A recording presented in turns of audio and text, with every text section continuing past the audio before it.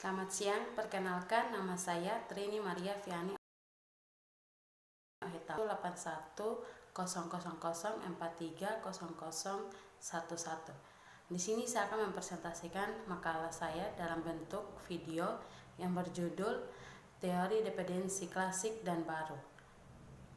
Latar belakang, teori ketergantungan sering dikaitkan dengan Maxime, sehingga disebut juga neo-Maxime. Pada umumnya, teori ketergantungan diidentikan dengan Maxime karena Maxime dan teori ketergantungan sama-sama menolak kapitalisme. Padahal teori ketergantungan memiliki sedikit perbedaan dengan Maxime, yaitu dalam hal metamorfosis perubahan masyarakat. Maxime yang dilahirkan oleh Karl Marx memiliki teori bahwa pada masa depan, ketika kapitalisme mencapai titik jenuh, masyarakat dunia akan bertransformasi menjadi masyarakat sosialis dunia. Kajian teori negara dunia ketiga. Ketiga adalah istilah yang pertama kali yang diciptakan oleh Alfred Sauvy, seorang ekonom dan demografe Prancis, dalam sebuah artikelnya yang terbit dalam majalah Prancis L'Observateur tanggal 14 Agustus 1952. Pada awalnya istilah dunia ketiga digunakan untuk menyebut negara-negara yang tidak bersekutu dengan blok barat atau blok Soviet yang sedang berkonfrontasi selama masa Perang Dingin. Sauvy menggunakan istilah dunia ketiga untuk menyebut negara-negara sedang berkembang di kawasan Amerika Latin, Afrika, Oseania, dan Asia yang tidak bersekutu dengan blok barat atau blok kapitalis, atau disebut juga blok NATO selama Perang Dingin pada tahun 1945 sampai 1989.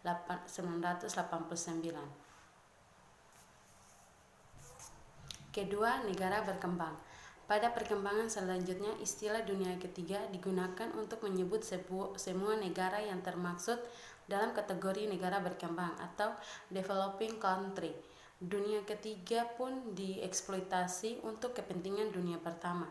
Negara berkembang digunakan untuk menjelaskan dan mengategorikan negara-negara di dunia yang memiliki standar hidup realitas rendah, sektor industri yang kurang berkembang.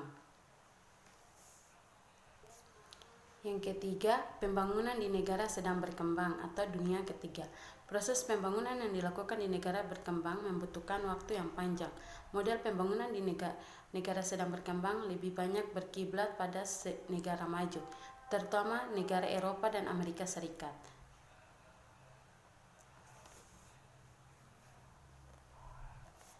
Penghambat pembangunan ekonomi di negara sedang berkembang dapat digolongkan menjadi dua, yaitu penghambat dari dalam negeri dan luar negeri. 1. Faktor dalam negeri. Faktor dalam negeri merupakan faktor penghambat pembangunan yang bersumber dari negara yang sedang berkembang itu sendiri. Kedua, dualisme. Dualisme dapat diartikan sebagai adanya dua sistem yang berbeda dan keduanya berwujud secara berdampingan. Jenis-jenis dualisme adalah sebagai berikut: dualisme sosial, dualisme teknologi, dualisme finansial, dan dualisme regional. 4. Teori sistem dunia. Teori sistem dunia atau seringkali disebut sebagai sistem dunia modern atau modern world system merupakan suatu teori pembangunan yang dicetuskan oleh Immanuel Wallerstein. Teori ini muncul pada tahun 1970-an sebagai reaksi terhadap pandangan-pandangan yang disampaikan teori modernisasi maupun teori ketergantungan atau dependensia yang telah muncul sebelumnya yang dianggap gagal dalam memahami persoalan-persoalan pembangunan atau kemiskinan di negara-negara berkembang.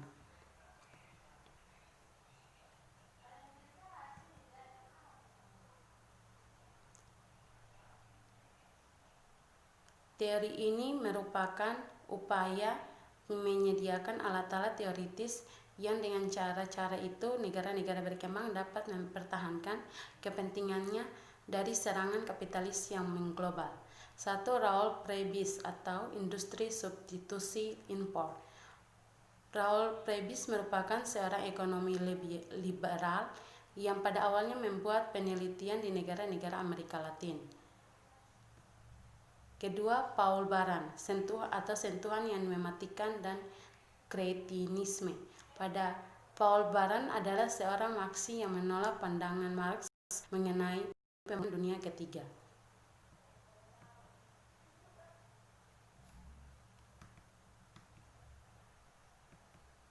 Ketiga, Andre Gunder Frank atau pembangunan keterbelakangan. Andre Gunder Frank adalah murid dari Raoul Prebisch, ekonom Amerika yang menjadi sepakat dengan hasil penelitian Prebisch. Ia menyimpulkan bahwa hubungan negara pusat dan negara pinggiran atau yang selanjutnya oleh Frank disebut negara satelit adalah hubungan yang tidak sehat. Keempat, Teotonio dos Santos. Walaupun sama-sama menganut teori ketergantungan, Teotonio dos Santos tidak sepenuhnya sepakat dengan pendapat Frank.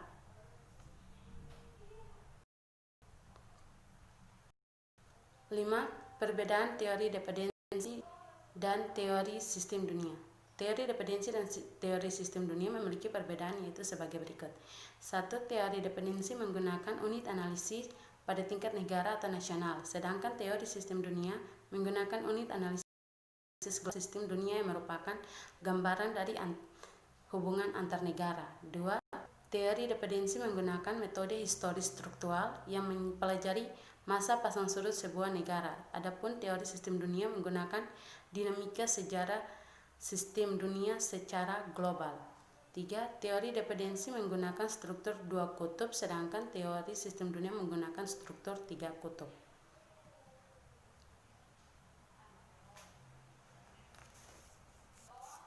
Bagian pembahasan 1. Sejarah teori dependensi. Teori dependensi muncul pertama kali di Amerika Latin. Pada awal kelahiran teori ini merupakan jawaban atas kegagalan program yang dijalankan oleh Unity Nation Economy Commission for Latin America atau ECLA. Pada masa awal tahun 1960-an, tujuan pembentukan lembaga tersebut adalah menggerakkan perekonomian di negara-negara Amerika Latin dengan membawa percontohan teori modernisasi yang telah terbukti berhasil di Eropa. Teori dependensi juga lahir atas respon ilmiah terhadap pendapat kaum Marxis klasik tentang pembangunan yang dijalankan di negara maju dan berkembang. Aliran neo-Marxisme inilah yang menopang keberadaan teori dependensi ini. Teori ketergantungan sering dikaitkan dengan Marxisme sehingga disebut juga neo-Marxisme.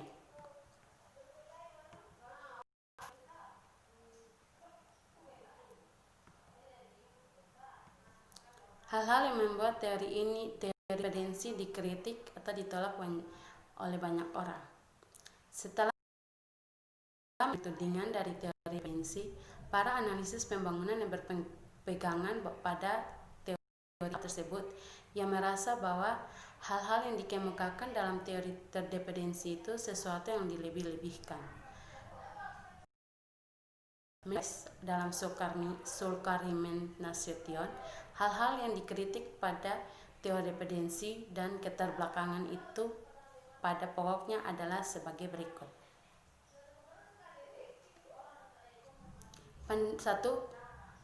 Pandangan kaum tentang kontradiksi yang fundamental di dunia antara pusat dan periferi ternyata tidak berhasil memperhitungkan struktur-struktur kelas yang bersifat internal dan kelas produktif di periferi yang menghambat terbentuknya tenaga produktif. 2.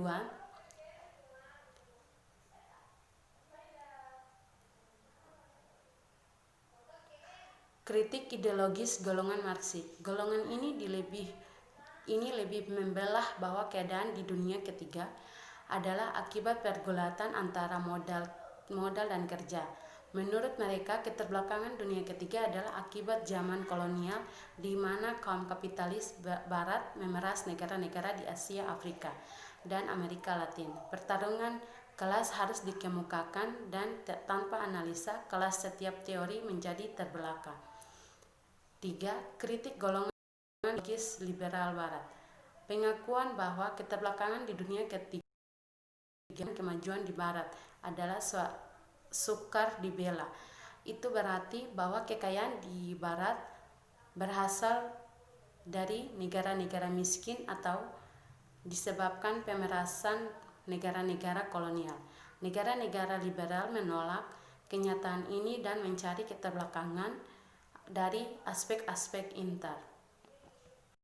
Simpulannya, secara garis besar, teori dependensi adalah keadaan yang menunjukkan bahwa keputusan-keputusan utama yang memengaruhi kemajuan ekonomi di negara berkembang, seperti keputusan mengenai harga komoditas, pola investasi, hubungan moneter, dibuat oleh individu atau institusi di luar negeri yang bersangkutan, institusi di luar negara yang bersangkutan.